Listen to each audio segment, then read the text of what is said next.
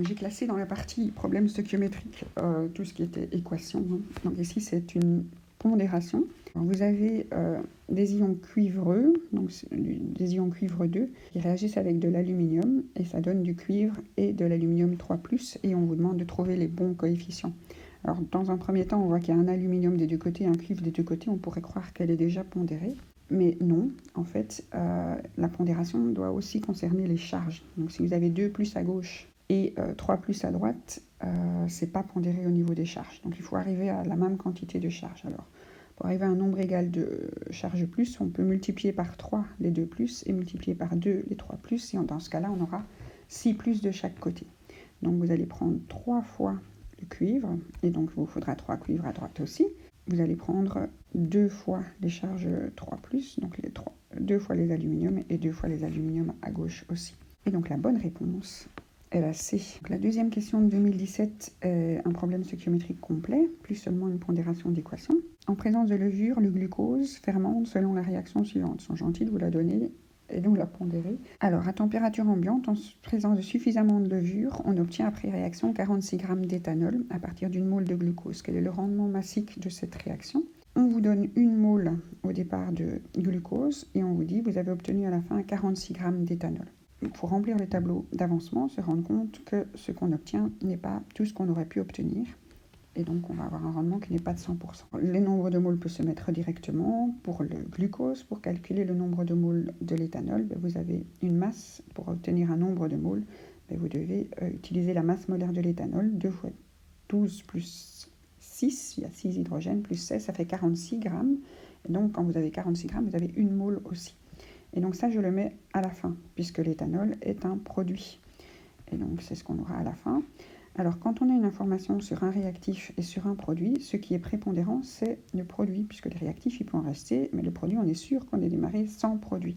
Et donc, le calcul du degré d'avancement se fait dans cette colonne de l'éthanol. Et donc, la variation du nombre de moles, c'est de 0 à 1, c'est 1, et le coefficient, c'est 2, donc je me retrouve avec un degré d'avancement de 0,5. Et donc, je le mets devant, et je me rends compte qu'en fait, je n'ai consommé que la moitié de mon glucose. Donc mon nombre de moles obtenus, c'est 1. Et ce que j'aurais pu obtenir si j'avais été au bout de ma réaction, donc si j'avais considéré que ma réaction n'était pas avec des pertes, n'était pas réelle, si j'avais tout pu consommer, dans ce cas-là, mon coefficient, je le calcule dans ce côté-ci. Donc pour obtenir 0, ma variation est de 1 divisé par 1.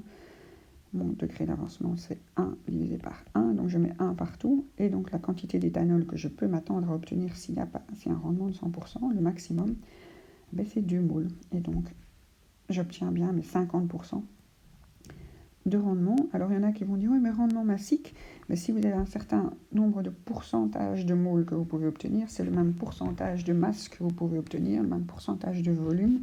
Ce massique est plus perturbateur que vraiment une information importante ici. Donc, c'était bien 50%. Alors, les questions du 2018, donc, qui sont juillet et septembre mélangés. Donc, ces questions qui sont photographiées du site de l'ARES dans un ordre un peu aléatoire. Alors, on vous propose une réaction entre l'hydroxyde d'aluminium, l'acide sulfurique, et on obtient du sulfate d'aluminium et de l'eau. Donc ça, c'est une réaction de neutralisation. Vous avez une jolie base hydroxylée, ALOH 3 fois, un joli acide. Et donc, dès que vous avez une base hydroxylée et un acide, vous obtenez un sel et de l'eau. Et la formule du sel est assez facilement trouvée par les indices de la base hydroxylée. Donc, si vous avez un 3 ici, c'est que l'aluminium est de valence 3. Et donc, il a donné sa valence comme indice à l'hydroxyde, il donnera sa valence comme indice au sulfate. Le sulfate a une valence 2, puisqu'il y a eu besoin de 2 hydrogènes, et la valence du sulfate qui a été donnée à l'hydrogène va être la valence du sulfate qui est donnée à l'aluminium. Et donc, la pondération se fait avec les 2 L et avec les 3 sulfates. Donc, ça, c'est si on vous demande d'écrire l'équation de neutralisation, c'est possible aussi. Mais s'ils sont gentils, vous la donnent toute belle pondérée. Ah oui, pour calculer la quantité d'eau, dans ce cas-là, il faut regarder la quantité de OH. Donc, si vous avez 3 OH x 2, donc vous avez 6 OH en fait, et puis vous avez toujours 6 hydrogènes, et donc ça vous fait 6 OH et 6 H, ça fait 6 HOH, donc 6 molécules d'eau. Donc, pour pondérer l'eau, il suffit de regarder les quantités d'hydroxyde et d'hydrogène. Alors, elle va assez vite cette question. Donc vous avez, pour obtenir 0,3 mol de sel, donc pour obtenir 0,3 mol de sel, donc vous mettez à la fin ici la quantité du sel que vous voulez obtenir. Donc c'est un produit, c'est à la fin. Pour calculer le degré d'avancement, vous faites de 0 à 0,3 divisé par les coefficients de 1. Et donc tout le monde va avancer avec ce degré d'avancement de 0,3. Comme la base hydroxylée a un coefficient de 2, je multiplie ce 0,03 par 2 et donc j'obtiens une quantité nécessaire de base hydroxylée de 0,6. L'acide, il a un coefficient de 3 et donc je multiplie ce coefficient, enfin ce bateau, ce wagon, par 3 et j'obtiens 0,9. Et donc il me faut 0,3, 0,6 d'ALOH 3 fois et 0,9 d'acide. Et donc c'est la réponse D.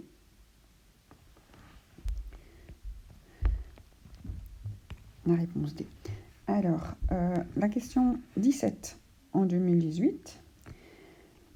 Alors, ici, on a la réaction de 50 litres de CO et d'O2. Ça produit du CO2. Donc, on vous donne du CO, on vous donne de l'O2 et du CO2. On n'a pas écrit l'équation. Vous écrivez les réactifs et les produits. Quand on produit quelque chose, vous mettez à droite. Et si quelque chose réagit, vous mettez à gauche. Attention que les phrases de français de description d'équation, parfois, sont données à l'envers. Pour produire ceci, on a besoin de, et dans ce cas-là, il faut bien placer les produits et les réactifs au bon endroit. Alors, la petite étape qu'il ne fallait pas zapper, c'est la pondération. Donc, si vous avez un nombre impair d'oxygène à gauche, 1 et 2, là, ça fait 3 oxygènes à gauche et 2 atomes d'oxygène dans la réaction à droite, vous multipliez les côtés impairs par 2, et puis après, vous pondérez le carbone et les oxygènes, et ça fonctionne. Donc il y a ce coefficient 2 qui est important et qui pouvait faire des erreurs alors qu'on était sûr de soi. Alors les quantités qu'on nous donne, c'est 50 litres de CO et 22,4 litres d'O2. On a envie de calculer le nombre de moles, mais c'est vraiment pas nécessaire. Donc quand vous avez des volumes de gaz, comme les volumes de gaz sont directement proportionnels à un volume molaire qui est constant, vous pouvez faire le problème stoichiométrique avec les volumes de gaz. C'est une des rares exceptions où il ne faut pas transformer en nombre de moles, ce n'est pas obligatoire. Donc juste pour les gaz, ici tout le monde est des gaz. Donc le CO, le O2 et le CO2 sont tous des gaz. Alors on a 50 litres de CO, 22 litres de O2. Alors on calcule le degré d'avancement possible si le CO arrivait à 0. Donc si les 50 étaient consommés, donc ça c'est qu'on peut imaginer, on divise ça par le coefficient, qui est un coefficient de 2. Donc on obtient 25 de degré d'avancement souhaité par le CO. Pour l'oxygène, on fait pareil. On prend le degré d'avancement souhaité, donc de 22,4 à 0 divisé par le coefficient de 1. Ici, on obtient 22,4. Alors quand vous avez comme ça des propositions de quantité de 2 réactifs, c'est rare que ça tombe juste. Donc c'est souvent un problème avec excès. Toujours choisir le plus petit. Donc pour se rappeler ça, il faut vraiment se dire, ils doivent avancer main dans la main. Et c'est celui qui veut aller le moins loin qui arrivera au bout. L'autre, il veut aller plus loin, mais comme il ne sait pas être suivi, il est en excès et il va s'arrêter avant d'avoir tout consommé. Donc on prend le plus petit, qui est 22,4.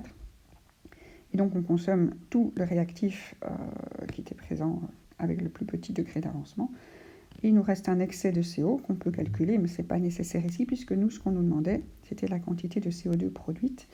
Et donc, avec ce 22,4 qui a été choisi, 2 fois 22,4, on est à 44,8.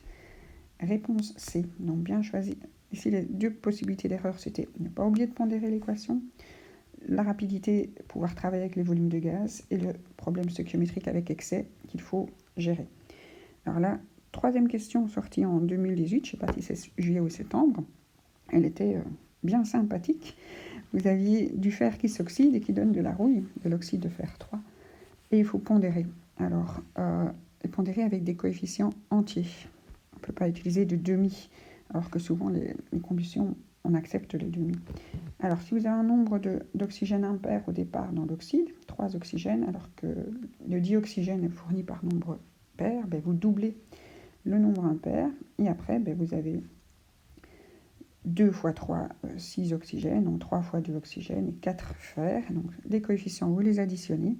Le 4 du fer, le 3 du dioxygène et le 2 de l'oxyde de fer 3. Et ça vous fait une somme de 9. Et vous avez répondu à une question en 2018.